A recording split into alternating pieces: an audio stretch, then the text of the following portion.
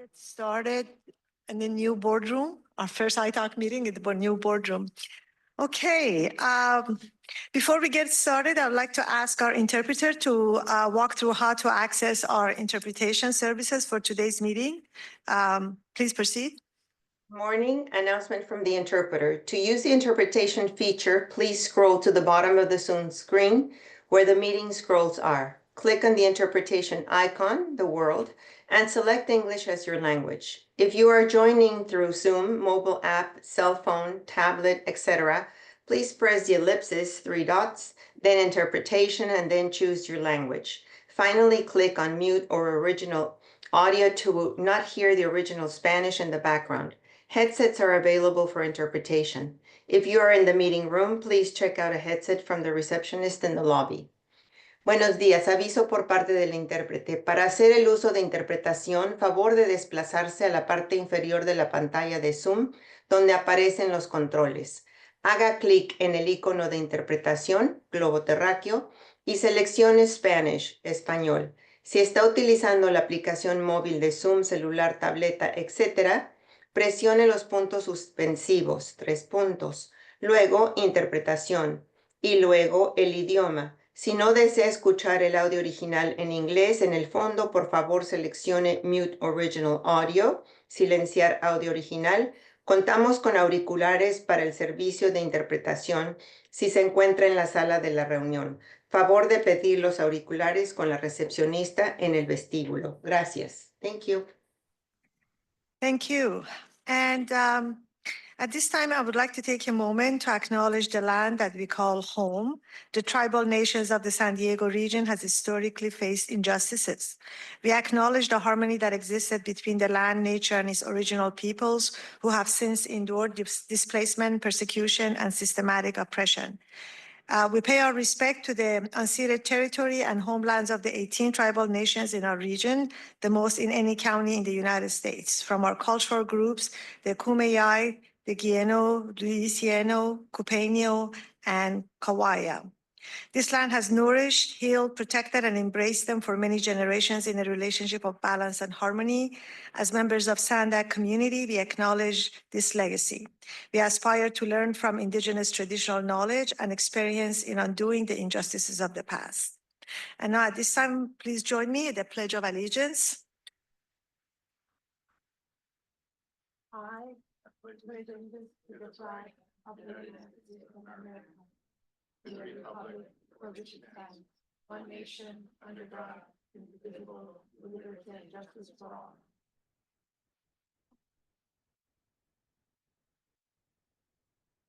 And now I'm going to ask the clerk to please confirm that we have a quorum with a roll call.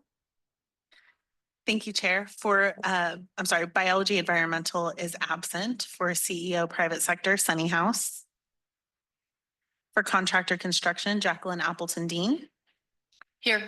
For Finance Budgeting, Chair Babaki. Here. For Licensed Civil Traffic Engineer, Vice Chair Rivera. Present. And Licensed Engineer and Real Estate Right-of-Way Acquisition are absent. And for our advisory members, San Diego County Auditor's Office, Tracy Drager. Here. Thank you. That completes the roll call, and we do have a quorum this morning. Okay, thank you. Madam Biology is on her way, so she's parking. Oh, okay, I know. I know we're kind of be a little slower today, getting used to the new everything. So, all right. Welcome to the April 9th Independent Taxpayer Oversight Committee meeting. And I would like to thank the staff for their efforts to pull this meeting together, especially this new one, when we were a little bit confused, but they all gave us great directions and great guidance to be here and get this thing going. So thank you. And a big thank you to everyone on the phone and the web for taking the time to join us today. Let us quickly talk about how this meeting will work. We'll take in-person public comments, followed by virtual public comments. If you're a member of the public here in the room, please submit a speaker slip to the clerk. For those virtual, please continue to raise your virtual hands at the right time. I want to make sure everyone knows that the public participation is possible in person and via Zoom. And now I'll ask SANDAG's financial analyst, Vanessa Leon, to provide a quick reminder of how the public and member comments will work. Vanessa, please. Thank you, Chair Babaki. We will take both in-person and virtual public comments as noted on the cover page of today's meeting agenda, in addition to emailing comments. The public may also provide live comments during today's meeting. In order to provide live comments, you can join today's Zoom meeting through the link or by dialing one of the numbers from your phone that are provided on the cover page of today's meeting agenda. Join the meeting by clicking on the Join Webinar link provided in the confirmation email you receive upon registering. When public comments are called for on an item on the Zoom platform, click on the raise hand icon in the Zoom toolbar. The clerk will call on you by the name you provide. If you're participating by phone, press *9. The clerk will call on you by the last 3 digits of your phone number. The instructions for providing live comments are also on the bottom of the cover page of today's meeting agenda, which can be accessed from the homepage of SANDAG's website at www.sandag.org. All comments, whether emailed or live, will be made a part of today's meeting record. Thank you. Thank you, Vanessa. Let's get started. Are there any public comments? Please raise your hand. No public comments. Are there any member comments? Okay, well, at this time, then I would like to ask SANDAG Senior Director of Data Science, Grace Minio, if there are any agency updates. Good morning, Chair and Vice Chair and ITALK committee members and members of the public. My name is Grace Minio. I am your Senior Director of Data Science. Mario is in Washington, D.C. For the San Diego Chamber of Commerce annual delegation trip. So I get to welcome you to our new building. This is the first independent taxpayer oversight ITALK committee meeting here. This move is a big accomplishment. The agency has been working on it for a few years now. And so we just want to thank everyone who has been involved. Big appreciation to the SANDAG staff for their role in this move. So a few of the project updates that I would like to share with you all. The draft fiscal year 2026 budget. Last month, the board approved the draft fiscal year 2026 budget.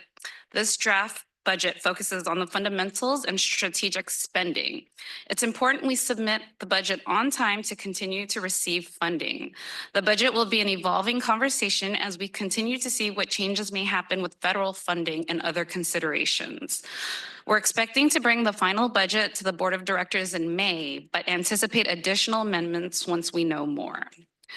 Audit update. We've been taking significant steps to improve our policies and procedures. And at the beginning of this year, our contracts team launched a tremendous effort to institutionalize many of the reforms that they have been leading over the past couple of years to improve our procurement processes, some in response to the audits and some that we have identified on our own. These have now included new sole source processes. We have less of these now. A new procurement manual, new invoice processing procedures, clarified roles and responsibilities, and a robust training program to make sure everyone knows how to follow the new protocols. We have more to do, but I do want to recognize what amazing job our contracts team has done. And following up with more information about the upcoming routine audit from Caltrans headquarters on SANDAG projects, the audit period is from December 1st, 2021 to December 31st, 2024. And it will review our overall work program, our master fund transfer agreement, our rideshare program in San Diego County, SR 11 and Otay Mesa East Port of Entry, San Diego to Sereno Valley double track and realignment, and we will share more as we learn more. Toll operations system is on track for our summer go live for the new back office system. And again, this was no easy task. The team has been working on data migration. Also, we have the 2024 Environmental Mitigation Program Annual Report. The Environmental Mitigation Program, EMP Annual Report, was released in late March and highlights mitigation efforts as of 2024. Through the EMP, SANDAG preserves native habitats to offset potential impacts from our projects. The program was established in 2008 and is funded by TransNet. Some noteworthy highlights are more than 9,000 acres have been preserved by SANDAG and EMP partners, 136 grants to local jurisdictions and totaling $18.8 million. Lastly, we have the Rapid Route 640. We held an online community meeting last week for the proposed Rapid Route 640. This route would serve San Isidro, Chula Vista, National City, and Barrio Logan. The online public survey is now open. We encourage the public to participate, and we have a reminder that the survey for proposed Rapid Route 483 is still open to you, and that 483 route goes from Temecula to Escondido and San Marcos, and that is the agency updates for today. Thank you, Grace. Any questions, comments? Okay, all right, thank you so much. Okay, we move on to consent agenda. We have items 2, 3, 4, and 5 requiring action. I'll ask for if there are any public comments first. Any public comments? Thank you, Chair. We have no public comments. Okay, member comments. Madam Chair, I do have comments and questions on item 3 and 5. Great. So Okay, we can pull those items and then take action on items 2, the remaining items, 2, 4, and 6. So can I have a motion to approve those Oh, items? excuse me, I did have a question on 6. You didn't mention it the first time. so Oh, I okay. thought- All right, so maybe just the minutes, number 2, and I have no comments on item number 4. We can take action on those. Can I have a motion to approve 2 and 4, please? I move. I'll second it. Rivera. Sunny moved and Frank seconded. Can we roll call, please? Thank you. Biology Environmental is absent. For CEO Private Sector, Sunny House. Approved. For Contractor Construction, Jacqueline Appleton Dean. Approved. For Finance Budgeting, Chair Babaki. Yes. For Licensed Civil Traffic Engineer, Frank Rivera. Yes. And Licensed Engineer and Real Estate Right-of-Way Acquisition are absent. That motion does pass unanimously with those members present. Thank you. Sunny, would you like to go ahead? Item number 3, which is, go back up there, the SGIP, I believe. Let me just get there. Okay, so my question is, I reviewed the letters from the different jurisdictions, and many of them just say, nothing has changed, we're gonna basically have the same impact fee from last year. So who's gonna take this item? So I can, is that you, Susan? Depends on the question. Okay. All right. So in February of this year, there was a 6% increase on the fees. Only a few jurisdictions confirmed the amount of fee that they were going to charge. The others just said same as last year, but it's different. So how is it same as last year? I know this is going forward from July of this year, the fee will be different. Is there a way we can make sure everyone sticks to a format where at least it identifies what the amount is every year? So they know, and you know, there's no misunderstanding, miscommunication. So in terms of the process, what they do, we make those changes in February. They submit their letter saying that we still have the program in place. And that's the requirement out of the ordinance. They're not required to say, but they are required to confirm with that change in the rate.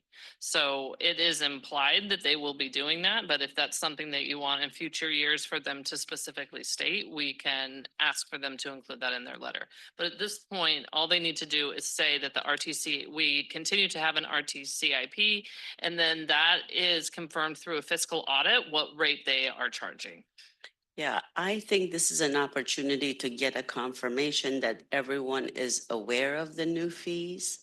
It doesn't hurt, and just say, starting July 25th, July 1st, 2025, this is our new fee. To me, what's not said causes confusion, misunderstanding, miscommunication. And we've had that before. We've had agencies that were not aware of the change or personnel changed or whatever happened. So it doesn't hurt, kill two birds with one stone. You are not only confirming that you still have the fee program, but you know what the new fee is going to be for the next fiscal year. Certainly. Thank you. I have a question. Okay, and I agree, Sunny, with your comments, because I think what's happened a couple of times is the people working the front counter with the permits, they show up and it's just entering that here's what the fees are, but they haven't realized that as of July 1st, then the fee has changed as far as the RTCIP. Yeah. What I noticed when I worked on the RTCIP program was that there was many cities that accepted the SANDAG RTCIP report and then established that as their fee. So it's the minimum. And then there was other cities that went and did their own study and says, you know what, we're going to be a little bit short. Our fee needs to be higher. Yes. And so maybe what we need for the next time that we go through this next year is a table, a new attachment that would say, here's all the agencies in the county. Here's their current fee, and here's what the fee shall be as a minimum for those that followed the SANDAG report. And here's what the other fees will be for the other agencies. I know with Chula Vista, the fees adjust October 1st. And so cities may have different dates when they implement the new fees going forward. But I think maybe a table makes it easy so that goes on to Transportation Committee and then ultimately the Board of Directors. And then fair warning, everybody knows what the new fees need to be for the RTCIP program.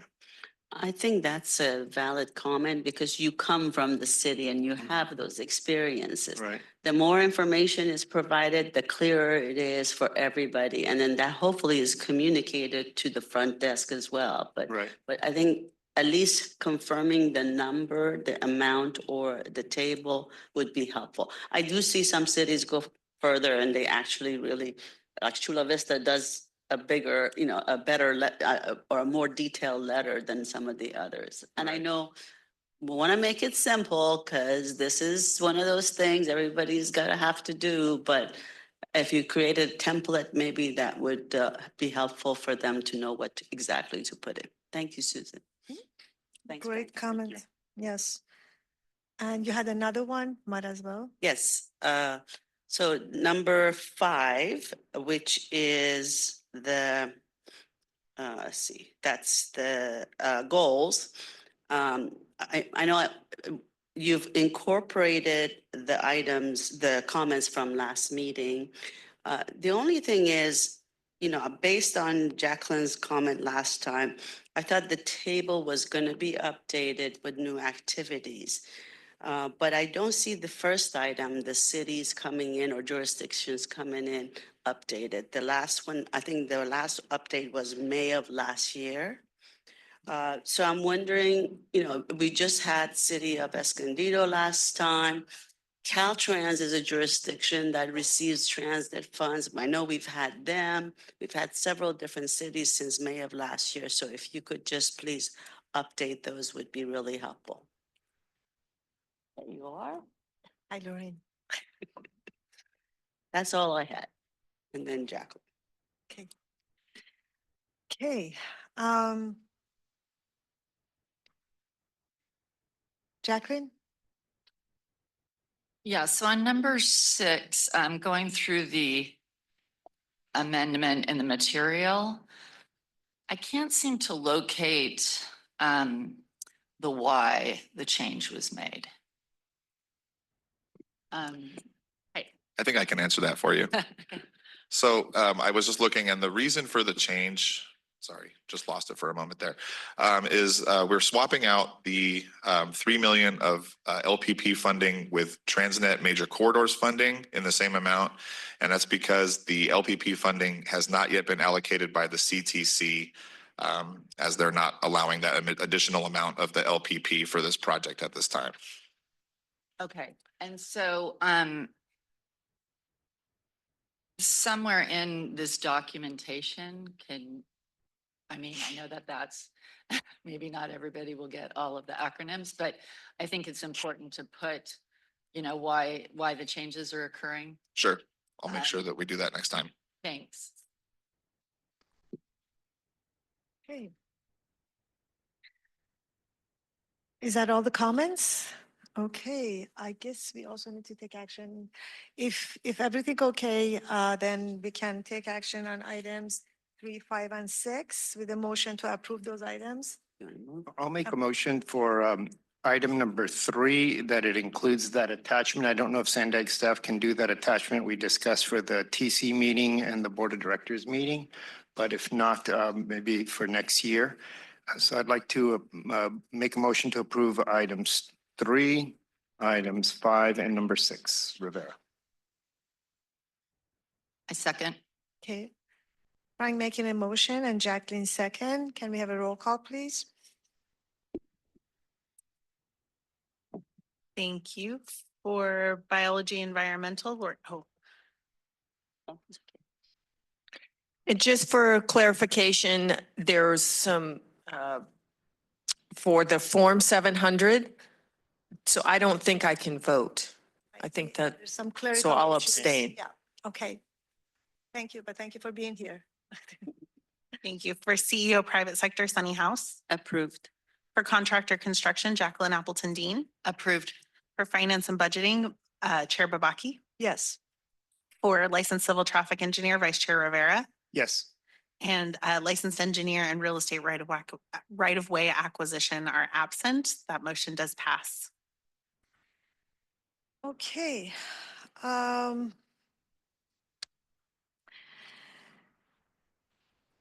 We are moving on to report items. Item number 7, City of San Diego TransNet Program and Transportation Capital Improvement Program update. And those are going to be by Julio Canizal, Patrick Ock, Margaret McCormick, Nevin Anton, George Hossein, Samira Palasayed, and Mastane Ashraf Zadeh. So really apologize for my spelling of your names. I just got this morning, so I know that some of you had changed. Please forgive me for that, but we're really happy to have you. So thank you for being here. Well, thank you, and good morning, committee members. My name is Julio Canizal, Finance Deputy Director in the City of San Diego Transportation Department. And with me right here is Patrick Ock, Finance Program Manager. We also have representatives from the Transportation and from the Engineering Capital Projects departments. And together, we're going to be presenting the City of San Diego TransNet Program and Transportation Capital Improvements Program update, and highlight how some of those funds are being utilized throughout the city. So in summary, this presentation will provide a status update on the current TransNet funds, which includes the fiscal year 25 cash flows and fund balances estimates.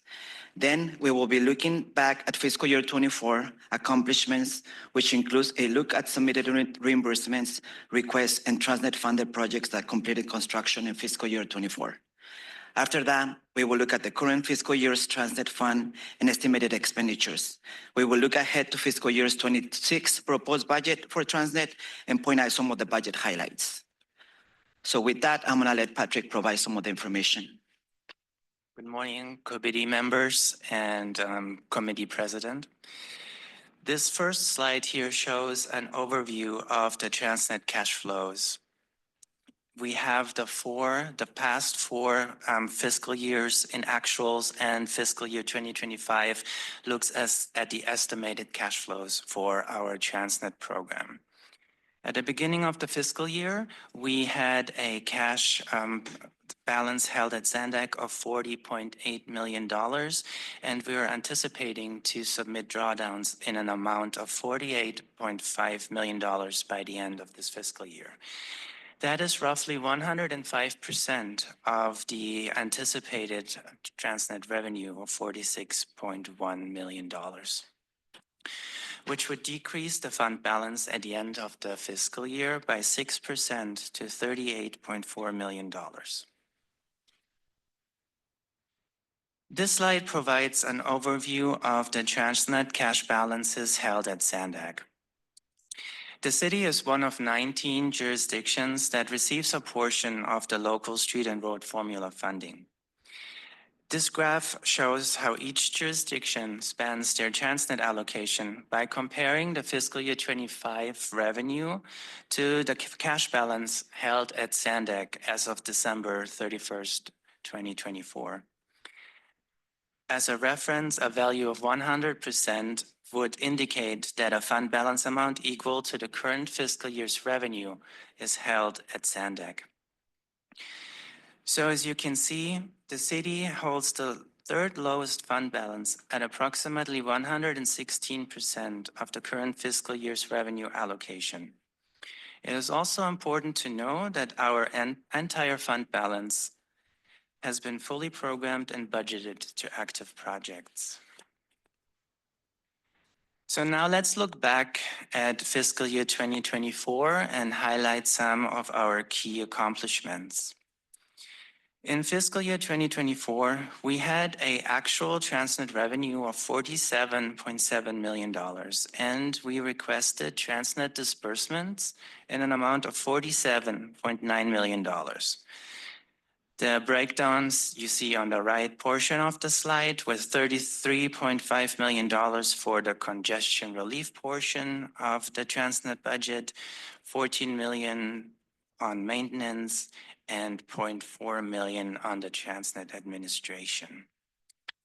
In addition, the city completed construction of 16 TransNet funded projects. And the next slides will actually look at these accomplishments in a little more detail. So this slide shows the top 4 RTIP projects with the largest TransNet drawdowns in fiscal year 2024. Starting on the left, SD 176 is the city's maintenance project, and it leads the list with a drawdown amount of $14 million. This project includes the slurry seal program, as well as transportation's maintenance efforts across all asset types. This project accounted for about 29% of the total fiscal year 24 disbursements.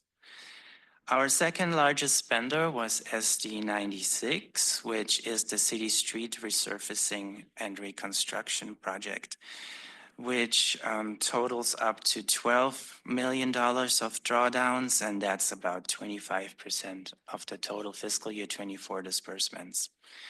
Followed by SD 16A, our traffic signals with $4.5 million or 9% of the total drawdowns, and La Media Road SD 250 with a total of $4.5 million or 8.8% of the total drawdowns. So Julio will now go over 3 TransNet funded projects that were completed in fiscal year 24 and spent the most TransNet in the lifespan of the project. Thank you, Patrick. So the next slides show the 3 examples of the total 16 TransNet projects that were completed during fiscal year 24. The projects are sorted by total TransNet spending during the lifespan of the project. A before and after picture is provided to give you a visual of the improvements to the area. So the first project is the Otay Old Mesa Road. This project resurfaced 51,000 square feet of roadway and constructed 49,000 square feet of retaining wall, 29,000 square feet of sidewalks, as well as gutters, streetlights, traffic calming facilities, and bike facilities on all Otay Mesa Road between Crescent Bay Drive and Hawken Drive. This project spent a total of $8.9 million of TransNet since inception in 2008. The next project is the SR 94 Euclid Avenue Interchange Phase 2. This project improved the interchange to enhance safety features throughout this corridor by resurfacing 10.5 thousand square feet of roadway and constructing 7.2 thousand square feet of sidewalks, as well as the installation of 7 traffic signals, storm drains, curbs, and gutters. This project spent a total of 3.1 million of TransNet since the inception in 2014. The other project completed in fiscal year 24 is Governor Drive at Lakewood Street's traffic signal. This project installed traffic signals and curb ramps at the intersection and spent a total of 700,000 of TransNet since inception in fiscal year 2017.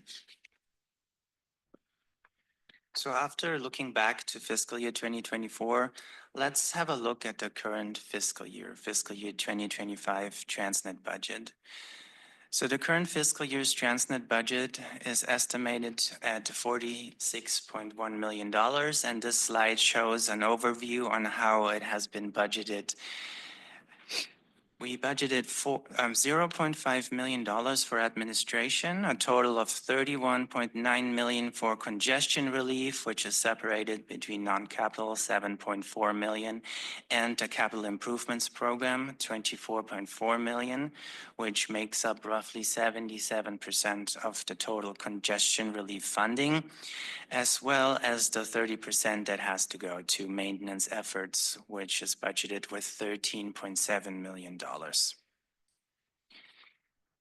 The next slide looks a little bit closer at the total CAP funding to highlight that TransNet is a major funding source for the Transportation Department's Capital Improvements Program.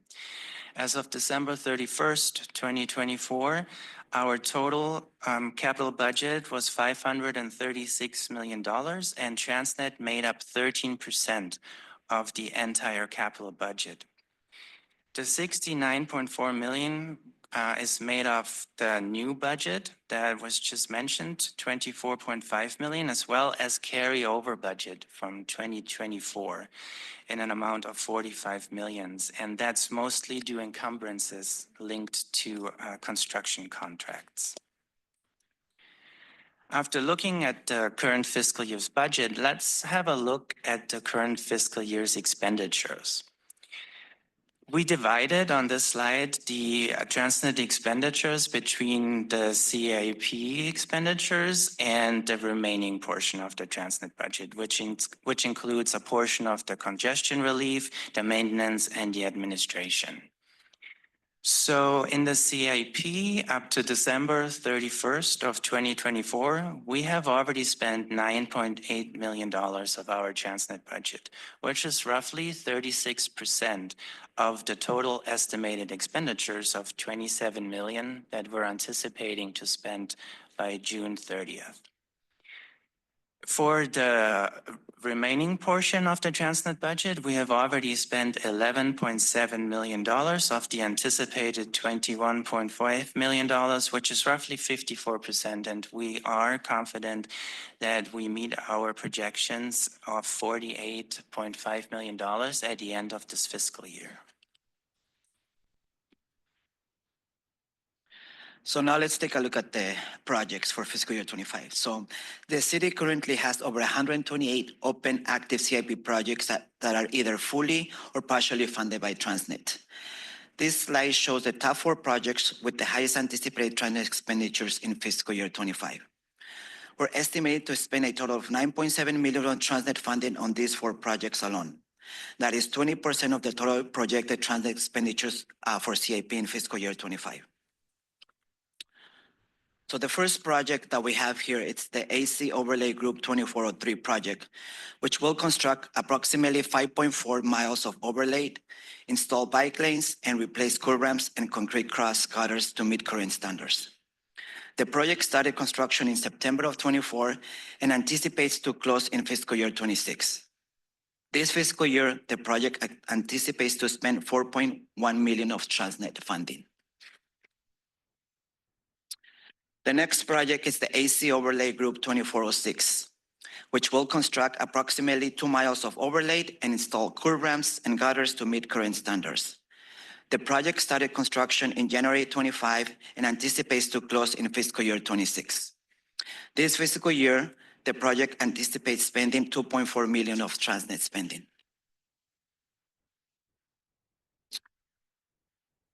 The next project is AC Overlay Group 2301, which will construct approximately 14.8 miles of overlaid, install bike lanes, and install replace curb ramps and concrete cross gutters to meet current standards. The project started construction in February 24 and anticipates to close in fiscal year 26. This fiscal year, the project anticipates to spend $2 million of TransNet funding. And then the last project here is the 31st Street and Market Street School Street traffic signal, which will install a new traffic signal at the location. The project started construction in August of 24 and anticipates to close in fiscal year 26. And this fiscal year anticipates to spend about $1.2 million in TransNet spending. After having looked at the current fiscal year, let's look ahead to fiscal year 26. The city will officially release its fiscal year 26 proposed budget by April 15th.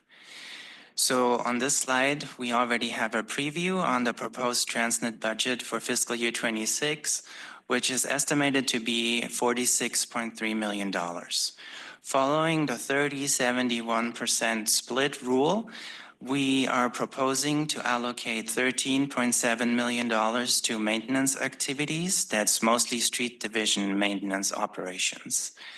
$32.1 million is proposed to go to congestion relief activities, and we split it out between our CIP program, which will receive 78% of the total congestion relief portion. That equals to $25.2 million. And then we have some non-capital work totaling $6.9 million or 22%. And you can see the breakdown here on that slide. $5.5 million goes to traffic engineering operations, $1.1 million to bicycle facilities, and $0.3 million for minor traffic signal upgrades. Lastly, 1% is set aside for the administration of the TransNet program. Taking a deeper look at the $25.2 million that are proposed to be allocated to the CIP program, we are proposing $17.5 million to the street resurfacing and reconstruction project, $5.9 million for Streamview Drive improvements, phase 2. $1.4 million is proposed for traffic signals. Can we get this slide, please? Oh, it didn't? Next one.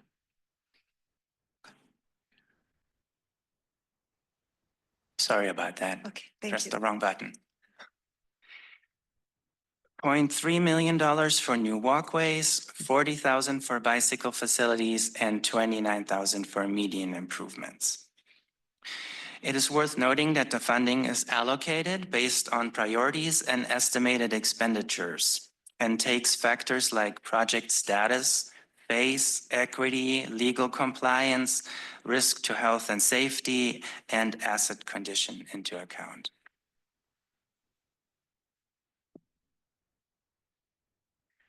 So in conclusion, TransNet funding makes about 13% of the current CIP budget and funds approximately 128 CIP projects. In fiscal year 24, the city spent 101% of that year's TransNet revenue and completed 16 TransNet funded projects. For fiscal year 25, we anticipate spending 105% of the fiscal year 25 TransNet revenue. And we just want to point out that all these efforts had been possible due to the several process improvements the city has implemented to maximize the efficient use of TransNet funding, such as the timely allocation of TransNet funding to projects that are ready to spend, and maximizing TransNet spending by prioritizing TransNet funds over other local funding sources whenever it's possible. And there is also extensive cross-coordination between all stakeholders departments to evaluate when projects need funding.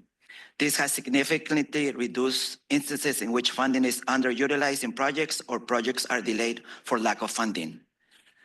So with that, that concludes our presentation, and we're happy to answer any questions. Thank you very much. Are there any public comments? Thank you, Chair. There are no public comments on this item. Thank you. Member comments and questions? I've got a question. When a TransNet project all of a sudden, because you have 128 in this instance over this fiscal year, when a project has an unexpected delay, let's just say utility conflicts or some unforeseen situation, is there a discussion of maybe moving money around to another project that is more shovel-ready to take the funds so that you keep working on keeping the amount of TransNet funds that are unused at its lowest level? The city is definitely following funds management practices to only budget according to expected actuals for each fiscal year. So if a project is experiencing any project delays that are longer than a fiscal year, for example, we would definitely look into reallocating some of the funding to projects that are in need of funding that fiscal year. All right, thank you. You have a comment, sir? I have a question. Okay. Thank you for your presentation. That was very good. I appreciate the update and the details you provided. My question is, in lieu of the city's budget deficits, is there an impact on being able to provide the match that you need from city funds to be able to complete these projects or spend the TransNet money? So the city's 5-year financial outlook for the general fund projected a deficit of approximately 258 million for fiscal year 26. The mayor is actually required to present a proposed balanced budget to city council by April 15. And the capital improvements projects, especially for general fund assets, may have one or multiple funding sources. So each CIP project competes for the limited available funding that is available, and that includes all current or future TransNet funded projects.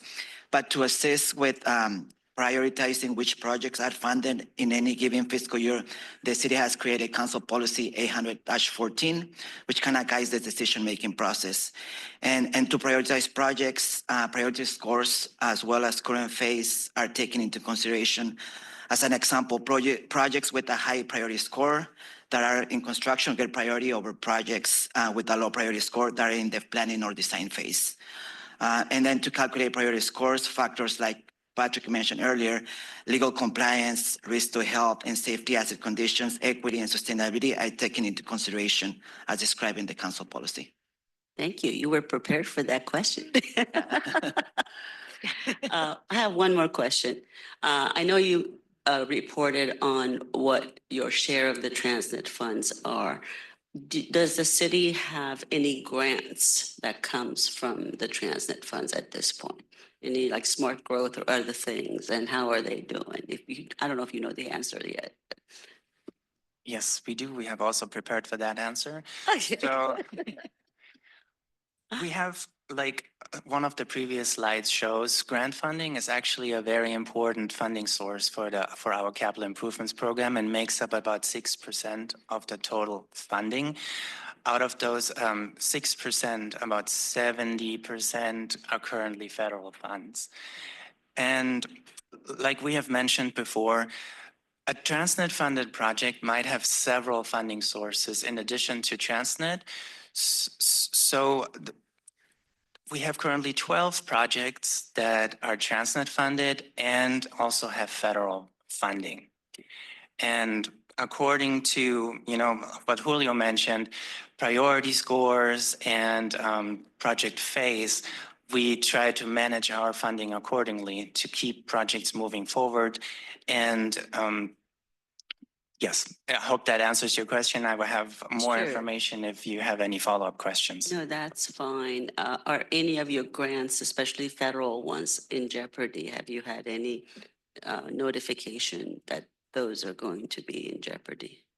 So up to this point, all of the city's disbursement requests that were submitted for federal grants have been paid to the city. Good. There have been conversations, like we've all heard, for potential pauses or freezes. We have luckily not experienced any up to today. Okay, thank you so much. Thanks for being prepared. Yes, Jacqueline, please go ahead. Hi, thanks for the presentation. So Just a couple of questions. When you say project inception, what phase are we talking about? You mentioned that a couple times. Project inception is the beginning, a creation of the project. Okay, so prior, or the study When the- period, basically.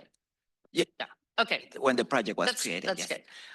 I didn't know at first when you were talking, if you were talking construction. It Construction. seemed very off in some of the dates. So you're talking about pre-environmental document phase? True? Inception? Oh, okay. Okay, thank you. And then the other question and or comment there, you showed a couple of your projects that had been done. I think they were in 2025 or actually hadn't been completed yet. So there's a TransNet dollar amount, which is great, but there's not a complete dollar amount. I would just suggest that, I don't know, for, I guess, Show the curiosity full on my picture of part. the cost of the project. Yeah. Right, it's Okay. nice to know what percentage of TransNet dollars are being used for a project. Sure. Thank you. Thanks. Okay, any other questions? I have a question, and you may not be prepared for that because it just occurred to me when I was looking at your slides. When you're in one of your slides, you showed the bicycle facilities under non-CIP. Is there a reason for that? How do you decide what's CIP and what's not? Yes, so every expenditure that is considered capital results in an asset. And that asset has to have a useful life of greater than 1 year. If that's not given, it's not a capital project and it's considered non-capital. And in addition to that, we have different asset categories with certain thresholds. If the project or if the expense doesn't meet the threshold, it doesn't qualify to be a capital expense. So there are multiple factors that determine is the expense non-capital or capital. And we can provide some additional information if you're interested. Yeah, just curious because actually a lot of the transit expenditures on bicycle facilities are very expensive. Yeah, and we have both capital and non-capital. Most of our expenditure for bicycle facilities are actually capital. Yeah. Okay. Just a quick follow-up, because now I'm curious. Can you give us an example of one that isn't capital? Yeah, Pothole repair. Pothole repair, for example, slurry seal is non-capital. And any work on infrastructure that doesn't meet the infrastructure threshold of $25,000 would also be considered non-capital work. So it might be like a sign replacement. You're doing maintenance, restriping, that yeah, type of work. maintenance activities will not be considered capital. Yeah. I will not belabor this, but we may just have follow-up questions. Because I thought that what I saw under the non-CIP capital, non-CIP for bicycle was in the millions. It wasn't a small amount, but it's just a side question. Has nothing to do with your transit expenditures. Just curious. Any other questions, comments? Okay. Well, thank you so much. It was a great update. We really appreciate it and appreciate the team for being here. Thanks. Thank you for having us. Okay. Item number 8, TransNet Smart Growth Incentive Program project amendment.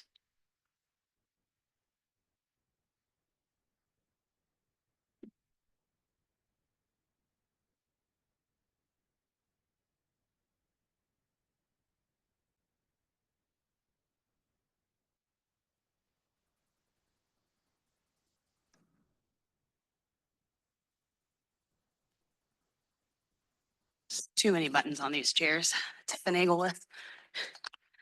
Thank you, Chair Babaki.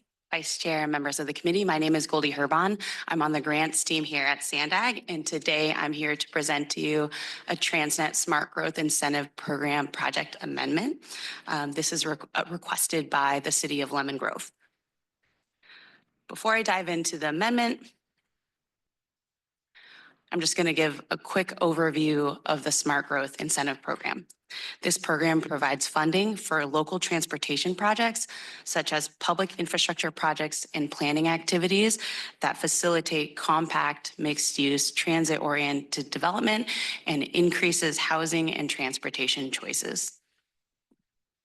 To date, SANDAG has held 5 cycles of Smart Growth Incentive Program funding, beginning with Cycle 1 in 2009, and the latest one, Cycle 5, concluding in 2022. The cycle numbers and the available funding amounts are presented in the bar graph on the left. And the overall investment of Smart Growth Incentive Program funding totals $59.7 million to the region. The pie chart on your right illustrates that 79% of funding, or nearly $47 million, has been awarded to capital or construction projects. The remaining 21%, or $12 million, has been awarded to planning projects. So the City of Lemon Grove is the grantee requesting a Smart Growth Incentive Program project amendment today, and it's for their Connect Main Street Phase 1 and Phase 2 project. This project is located within the city bounds on Main Street between Broadway and San Miguel. The project implements Phase 1 and Phase 2 of their Connect Main Street project. This overall project is comprised of 7 phases. So Phase 1 and Phase 2, again, which is funded by the Smart Growth Incentive Program, includes construction of pedestrian and bicycle facilities between Broadway and San Miguel, and the project enhances north-south movement of people walking and biking by implementing street conversion, a DG pedestrian trail as illustrated by the photograph in the bottom section of the slide here, and shared use paths, crosswalks, bulb outs, lighting, and landscape features. This slide is Lemon Grove's project history timeline. Lemon Grove and SANDAG entered into an agreement in July of 2020. The original termination date was January 2024. In January 2023, Lemon Grove's first amendment was approved for the project. This is a 7-month extension, and Lemon Grove asked for this extension to redesign proposed improvements and change the southern limit of the project from San Miguel to Burnell Avenue. Then in October 2024, Lemon Grove was granted a second 7-month extension, citing equipment delivery delays and right of entry permit delays. Last month, the City of Lemon Grove requested their third amendment to complete construction and final punch list items. The latest request, Amendment 3, is seeking a 3-month schedule extension. The cause of delay are listed here on this slide. If the extension is granted, the City of Lemon Grove will be able to complete construction and close out the project by June 2025. To date, the project has invoiced just under $1 million. The project was awarded $2.5 million back in 2020. As of the last quarterly progress report, construction is 92% complete, and Lemon Grove staff will be invoicing for their remaining expenditures in the next couple quarters. That concludes my presentation. Thank you for your consideration of Lemon Grove's request for a 3-month Smart Growth Incentive Program project extension. I can answer any programmatic questions you may have, and city staff are in the audience if you have any project technical questions. Thank you. Are there any public comments? Thank you, Chair. We have no public comments. Okay. Member comments, questions? I do have a question. Goldie, the amount invoices, you said less than $1 million. There's a large amount balance outstanding, even though they're 93% complete or 90-some% complete. How does the invoicing work? Why is there so much remaining? Invoices are due quarterly, but grantees aren't required to invoice quarterly if that's something that they want to, you know, accumulate and invoice at a later date to reduce administrative burden. But I've been guaranteed that in the next couple quarters, a lot of activity has happened in the last few quarters, especially because there have been delays in receiving equipment. So Okay, so is that more of a city choice when to invoice correct. to get the rest of the money? Mhm. Okay, thank you. Of course. Yeah, Sunny, you're asking all of my questions. That was exactly what it was. So, so you think the invoicing, all that invoicing can be done within the next 3 months? I certainly would hope so. Can I invite the Of Can we course. program hear from manager you? up to answer? if he- Yes.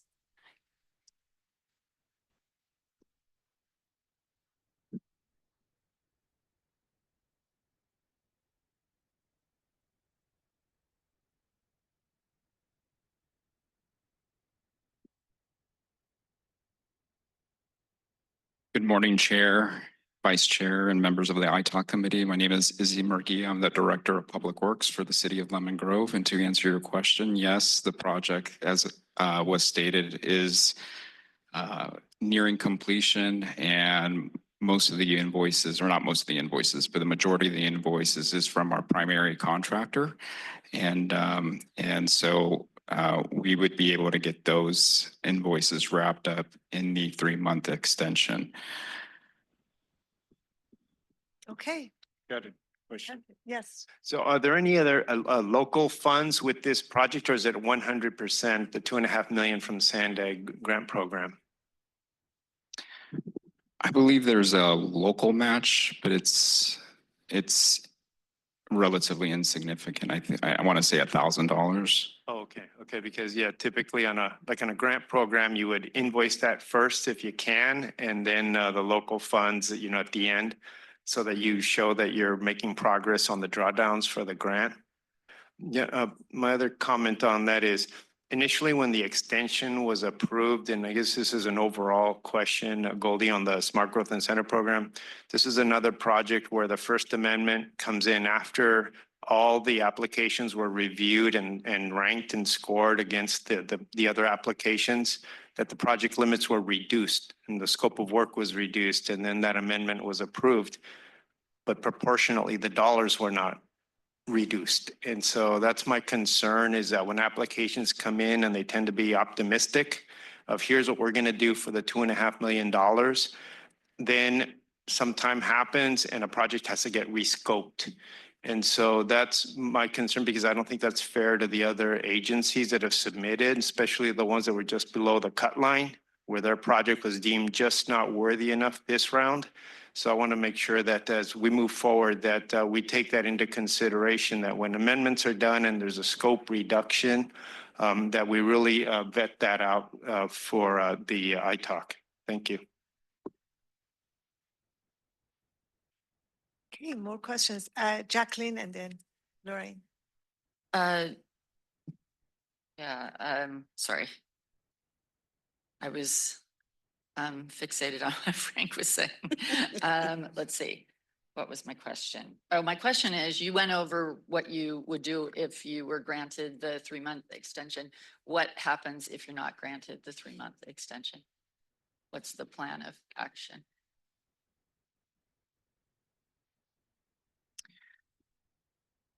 So Golden, correct me if I'm wrong, but I believe that with the SKIP program, the city would be responsible for assuming any of the remainder funds, the remainder of the project costs. So I forget where we're at, but you know, a couple $100,000 would be detrimental to the city of Lemon Grove as a cash-strapped local government. And so we would really, really appreciate consideration of this item. Just a couple items that are remaining.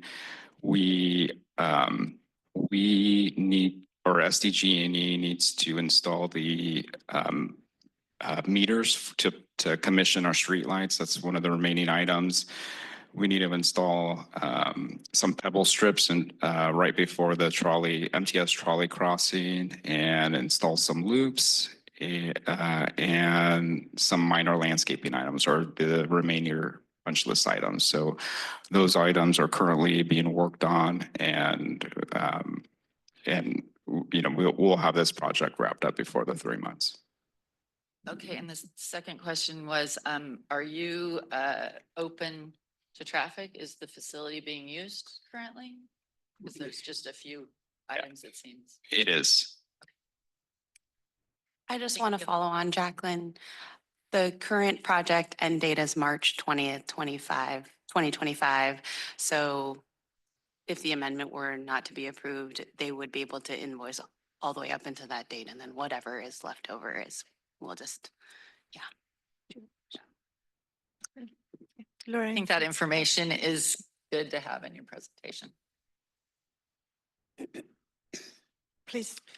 And this probably has been addressed in a roundabout way, but in regards to this 3-month extension and the circumstances that you identify here as far as right of entry and electrical equipment and labor shortages, have mitigation measures or offsets already been put into place that then these are on schedule and you don't anticipate any problematic delivery of this information or resources? So all the reasons for the delay that equipment has been installed.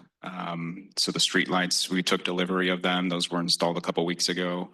And with regards to labor shortages, there's no issues at this time. Again, the remainder items are punch list items. So the required normal amount of crew work would not be necessary. And so, yeah, the remainder of the work is minor. The loop work that I mentioned earlier is subcontracted out from the prime. So we don't anticipate any delays there. So in essence, with this 3-month extension, the confidence is very high that you're going to be able to deliver everything.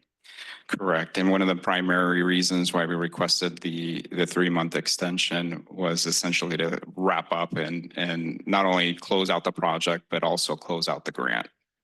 So getting all our payments submitted, ensuring that the labor compliance and all of the prevailing wage requirements are uploaded to LCP Tractor. So one of the primary reasons was grant closeout as well. Okay, great. Thank you very much. I have a follow-up. Sure. So can you clarify, you said the invoices have not been submitted to SANDAG for payment. Is it because the contractor hasn't invoiced you or the city just hasn't paid them to or asked the money from SANDAG? What's the circumstance here? Because I don't know of any contractor that would not invoice regularly. Yeah, for the details, I might have to ask my colleague to come up, but with the invoicing on the contractor, I believe we're up to date. It's just a matter of there might be some lag time on the city's side getting those payments submitted. So you've paid them out of pocket. You've at risk paid them without getting SANDAG to reimburse you. Correct. Okay. Yeah, and yes. All right. Thank you. Okay. Any other comments, questions? No? I'm ready to move. if you- Okay, all right, in that case, Uh, can I have a motion to recommend item number 8? Thank you for your presentation. I've been here for the first and second amendment. So hopefully this is the last one. And based on your presentation and your confidence in wrapping this up within the next 3 months, I move to go ahead and recommend the extension. So Can I have a second? Yes, I second. Jacqueline. Okay, Jacqueline, okay, motion by Sunny and seconded by Jacqueline. Can we have a roll call, please? Thank you. For biology environmental, Lorraine Alquist. I'm unable to vote, so I will abstain. For CEO private sector, Sunny House. Approve. For contractor construction, Jacqueline Appleton Dean. Approve. For finance and budgeting, Chair Babaki. Yes. For licensed civil traffic engineer, Vice Chair Rivera. Yes. Licensed engineer and real estate right-of-way acquisition are absent. That motion does pass with 4 yeses and 1 abstention. Thank you. Moving on to item number 9, 2025 Regional Transportation Improvement Program. There are 2 amendments. And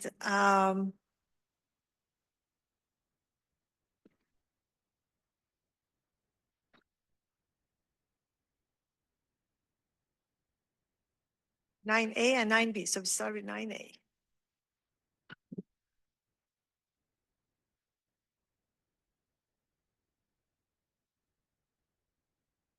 Good. Yes, Richard. Okay. Thank you, Chair, and good morning again, ITALK members. So I'm here today with item 9A and 9B, and they are 2 distinct RTIP amendments, and I will cover 9A, which is Amendment 4, and then provide a break for any discussion or questions, and then I will move on to Amendment 5, which is item 9B, and then we can discuss that one. So item 9A is Amendment 4 to the 2025 Regional Transportation Improvement Program, or RTIP. And on April 25th, the SANDAG Board of Directors is scheduled to approve this amendment. Amendment 4 is an annual formal RTIP amendment that we process to accommodate the Regional Transit Capital Improvement Program. And this amendment reflects the programming of federal fiscal year 2025 Federal Transit Administration funds, which MTS, NCTD, and SANDAG will be applying for in the next couple of months. Attachment 1 is the summary of changes report that shows the prior and revised project cost, the cost difference, and then the percent change in each project.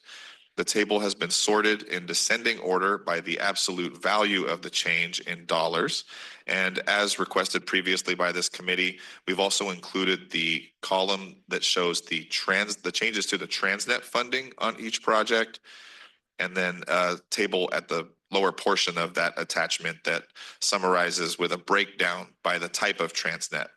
And then in attachment 2, you'll find more detail on the changes for each project in this amendment, with each project table showing the TransNet funding at the top of the funding section, followed by any other funding that's programmed on the project. And finally, attachment 3 summarizes the TransNet eligibility requirements analysis for Amendment 4. And that concludes my report on this item. Thank you. Are there member comments? Oh, I'm sorry, public comments. Are there any public comments?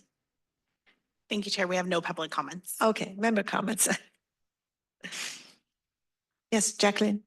I think it's the same as the last comment on item 6. It's just, I think that it's even on the table 2, I think there's a section that says why, but it just seems like that's what happened, but it's not giving a why it happened.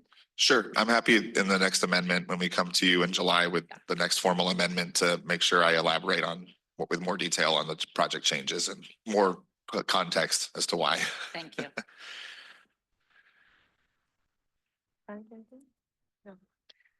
No other member comes? Okay. Then we move on to 9B, Richard. Great. Thank you, Chair. So item 9B is amendment number 5 to the 2025 RTIP. And this one will also be going to the SANDAG Board of Directors on April 25th, where they're expected to approve the amendment. And today the ITALK is asked to provide feedback on this proposed amendment, focusing its review on the TransNet funded projects. This amendment number 5 is a regular quarterly RTIP amendment that is being processed to accommodate changes to projects that have been requested by SANDAG, Caltrans, and then a few of the member local jurisdictions. Attachment 1, beginning on page 101 of today's agenda, shows Similarly to Amendment 4, the prior and revised project cost difference, and the percent change for each project, as well as the column summarizing the changes to the TransNet funding for each project. And then Attachment 2, again, provides the additional details for the changes. Each project table will list the TransNet at the top, followed by the other funding.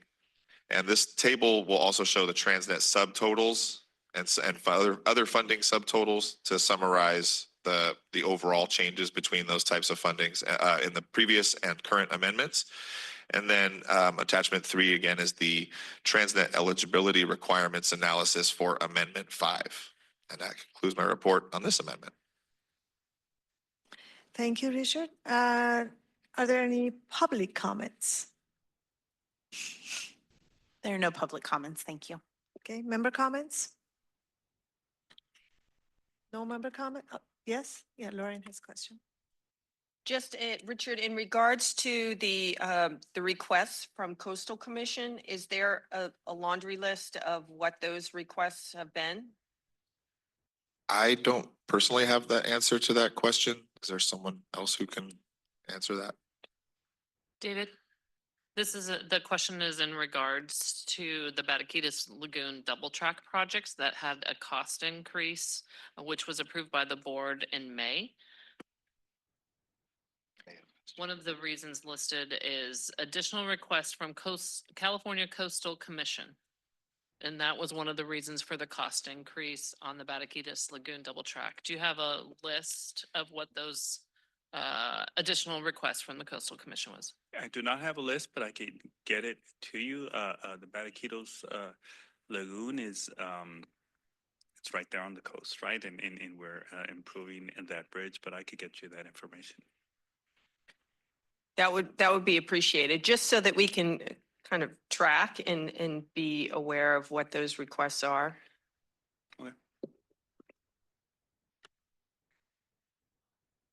Okay, no more discussion points from the members. Well, I guess that concludes. Thank you very much. Thank you. For your presentation. Thanks for answering questions. Then in that case, our next iTalk meeting is scheduled for Wednesday, May 14th at 9:30 a.m. Thanks everyone for being here. Thanks staff. And this concludes the meeting.